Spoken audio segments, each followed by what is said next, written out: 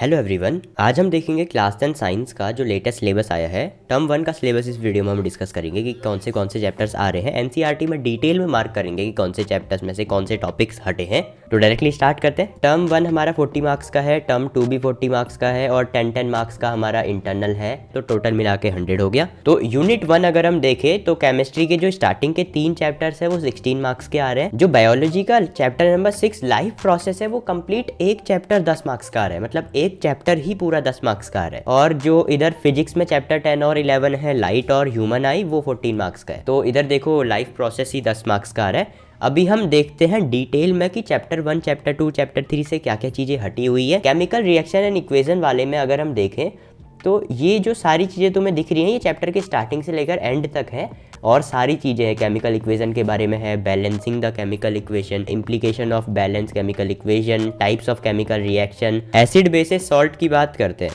इसमें definition in terms of furnishing of H+ and OH- ion, journal properties and example. NCERT book में देखते हैं इनको mark करके, ठीक है। यहाँ पे पहला टॉपिक है chemical properties acid basis and salts. ये जर्नल प्रॉपर्टीज के ही अंदर सारे आ गए हैं कि कैसे वो रिएक्ट कर रहा है। उसके बाद नेक्स्ट टॉपिक है how strong acid and bases solution are. ये है हमारा पीएच वाला टॉपिक, तो ये तो आ रहा है। और उसके बाद importance of pH in everyday life, ये भी आ रहा है। उसके बाद हमारा प्रिपरेशन आ रहा है, राइट। ये देखो सोडियम हाइड्रोक्साइड का प्रिपरेशन और यूजेस आ रहा है, जो कि हमने यहाँ पीडीएफ में देखा था, प्रिपरेशन ऑफ सोडियम हाइड्रोक्साइड। उसके बाद ये सारे ही आ रहे हैं, मतलब ये लास्ट टॉपिक है और उसके बाद ये चैप्टर खत्म हो जाता है। उसके बाद अगर हम चैप्टर 3 देखें, मेटल एंड नॉन मेटल, इसमें से properties of metal non metal, reactivity series, formation and properties of ionic compound, इन्हें मार्क करके देखते हैं। Properties of metal and non metal, इसके बाद chemical properties of metals, reactivity series आ रही है, यहाँ पे लिखा हुआ है how do metal and non metal react, properties of ionic compound, right.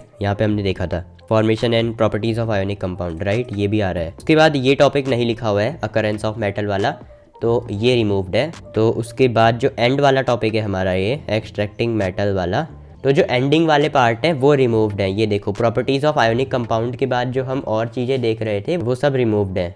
देखो प्रॉपर्टीज ऑफ आयोनिक कंपाउंड हमारा यहीं पे खत्म हो गया था। उसके बाद extraction of metal, occurrence of metal, ये स्टार्ट हो गया था। ये हमारा last topic properties of ionic compound. उसके बाद की चीज़ें रिमूव्ड है अकरेंस ऑफ मेटल से, ठीक है।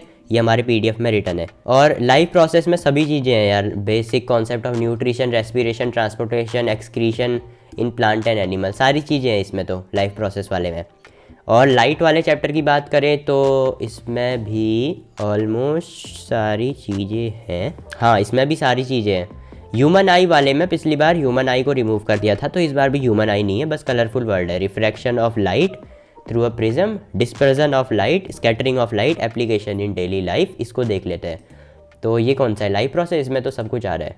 लाइट वाले चैप्टर में भी सब कुछ आ रहा है। ह्यूमन आई वाले चैप्टर में देखो ह्यूमन आई नहीं आ रहा है, रिफ्रैक्शन आ रहा है, जो कि हमने यहाँ पे देखा था। Refraction of light through a prism, refraction of light through a prism, ये हमारा पहला टॉपिक है, ठीक है। उसके बाद डिस्पर्जन ऑफ वाइट लाइट, ये सारी चीज़ें आ रही हैं। Atmospheric refraction, scattering of light भी है topic, scattering of light, right, scattering of light भी है, okay. Why colour of sky, ये तो स्कैटरिंग ऑफ लाइट के अंदर ही आ जाता है।